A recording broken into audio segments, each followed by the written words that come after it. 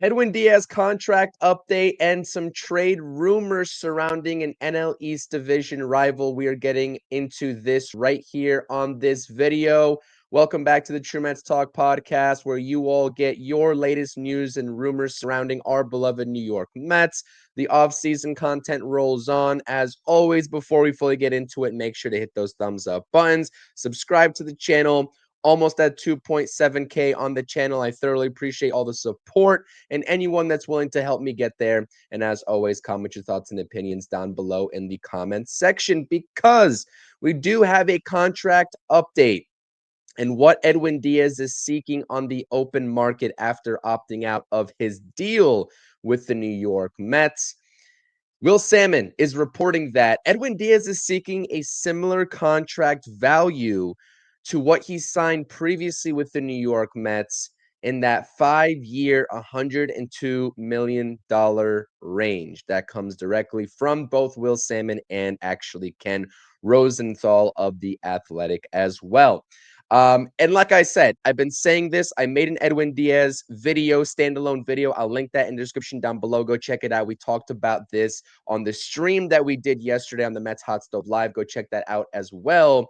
Edwin Diaz, without a doubt, given the uncertainties in this bullpen, should be the Mets' #1 priority. I'll say this one more time. Edwin Diaz should be the Mets' #1 priority this offseason. And I think that Edwin Diaz is the Mets to lose, right? I think that they are the clear front runners, having that history with Edwin Diaz and also having the money to spend and give him a similar deal to what he got before under a different regime. It's a no-brainer to go ahead and splurge and just solidify the back end of the bullpen and do it early on in this offseason. Now, things will get a little tricky if Edwin Diaz is actually contemplating on leaving the New York Mets for another contender. If what he was saying to the media somehow wasn't true, and he actually is setting his sights on departing the organization, then things get a little tricky. Now, we have heard reports as well that, of course, a handful of teams, I mean, a plethora of teams even, will be in on this market of Edwin Diaz. Who wouldn't be when you have arguably the best closer available to sign onto your team? Now, the one thing that concerns me is not whether the Mets have the money, because I just mentioned that they absolutely do to make this type of deal happen, but it's the man in charge of leading these negotiations from the New York Mets perspective, and that is David Stearns, who has been on record as recently as yesterday saying that he would love to have Edwin Diaz back, but I'm sure that he knows the parameters of what Edwin Diaz is seeking, both in terms of money and the years.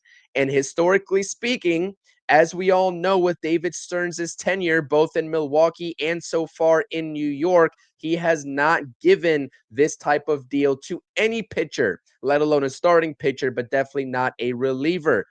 And what is the willingness level of David Stearns to give this type of deal to a reliever? That is what remains to be seen.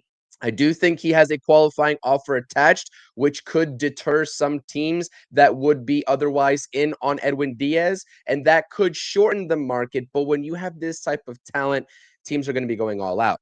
And one of those teams could be the Los Angeles Dodgers. And it really pains me to say, I mean, it almost makes me sick to say it, that the Los Angeles Dodgers could be also one of the front runners to sign Edwin Diaz in the back end of their bullpen. Now, there hasn't directly been a link that I know of between the Dodgers and Diaz. There are a handful of smaller reporters out there on the West Coast that are saying that this would be a great fit for the Dodgers, given the rumor that we heard that they're trying to solidify the back end of their bullpen as well, with the way things shook out for them in the playoffs, with Yoshinobu Yamamoto throwing so many pitches across so many innings, across so many games.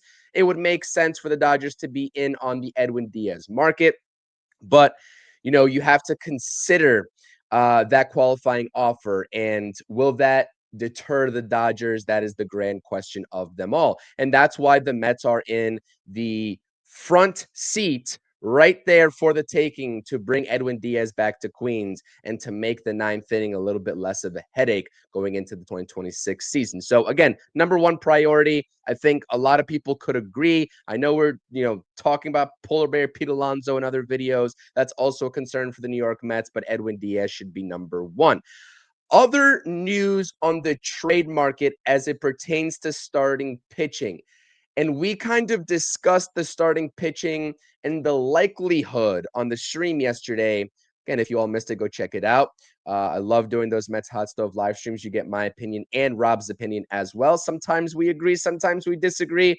That's what it's all about. But Mackenzie Gore is one of the likelier frontline starters to be moved by the Washington Nationals this offseason, again, according to Ken Rosenthal and Will Salmon of The Athletic.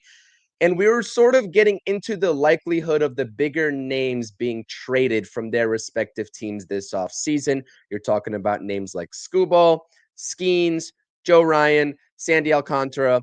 Those are all names that could be on the market, but I have a little bit less faith in those teams pulling off that kind of move this off season instead of waiting, given some of the contract situations of those names. But it's very clear that the Washington Nationals are going to have a busy off season, and they almost have to because they are a youthful team. They do have some promise, and they have, I guess, a decent young nucleus and core on that team, but they have multiple guys that are coming up in free agency over the next two seasons that they're going to have to dish out contracts for. And it's kind of a turbulent time right now in that organization, given some of the front office changes, especially at GM, that nobody knows exactly, how aggressive they're going to be in re-signing those players. So one would have to imagine that Mackenzie Gore would be one of those players that is going to be on the board for teams to go ahead and negotiate a deal with this offseason. And this is also a point that I would like to make about this situation. Clearly, it's an in division, or it would be an in division trade. And you have to outweigh the pros and cons of the talent of where you want your rotation to be at versus what Mackenzie Gore could provide you. Mackenzie Gore was thought of at one time as potentially being a frontline starter for any given team in this league. That's the type of talent that he has, but some of the numbers really haven't materialized in that way. And if you're going to have an in-division trade tax, like I'm assuming a lot of these teams within the NL East, if they make a deal with each other, would have, then is it really worth it to explore this avenue if some of the other names aren't available rather than just going down the line of free agency? And you get into some of the numbers here of the past two seasons with the Washington Nationals with Mackenzie Gore. Clearly, Gore was traded to the Nationals from the Padres in that blockbuster Juan Soto deal that sent him to San Diego. And this is the outlook of what you have with Mackenzie Gore. Lefty, that's always going to play in any rotation, especially the New York Mets, to go alongside a guy like Sean Manaea. He does have team control through 2027. So you're looking at a situation where you'll have him for 2026. And if there is a 2027 season with the CBA negotiations, who knows how that's going to play out? You have him under contract for 2 years before he hits unrestricted free agency. But some of the numbers make me question whether he could be that true frontline starter that the previous report on the last slide was talking about, right? You're gonna get the innings with Mackenzie Gore. He's putting up close to 160 plus innings over the past two seasons, and barring anything catastrophic, that's probably where he's going to stick at, right there in that range. The ERA coming off of a great season in 2024, a little bit elevated in 2025, but the ERA doesn't tell the whole story. As you all listen to a lot of people talk about pitching, you look at ERA plus, you look at some of these other advanced metrics that I have on the board. My thing is looking at trends of, can he put hitters away at a high clip via the strikeout? And that's what it's all about. If you're going to be a frontline starter in this league, you need to have a put away arsenal. You need to have multiple put away pitches, and you need to strike hitters out, because there are very few aces and frontline starters in this league. And I know that we're saying this word frontline starter because it's a loose term that's thrown out there quite often. in my opinion, on some guys that should not be labeled as such, right? Mackenzie Gore could be, he could not be with some of the numbers. I have my skepticism there, but the hard hit rate did go up pretty dramatically for Mackenzie Gore from 2024 to 2025. So that's a problem within itself. The strikeout rate is, it did go up as well. So that's exactly what I was talking about before, the put away stuff and being able to strike hitters out. And that's what I was getting at in that point, that a lot of frontline starters, or not many, I should say, frontline starters, have the ability to be an ace in a rotation while pitching to contact. There's very few guys in this league that have the ability to do so. And that's why I'm prioritizing looking at the put away stuff and the strikeout rate. But also, the walks have been an issue for Mackenzie Gore as well in various seasons of his career thus far, but also increasing from that 2024 to 2025 campaign, going up by about 0.4%. So, given this outlook, especially with this potentially being an in-division trade, if the Mets and David Stearns were actually interested, I don't know if it would be worth it to even call up the Washington Nationals in a potential deal. Would I take him in the middle of this rotation if everything played out and David Stearns was on board? Yeah, absolutely, 100%.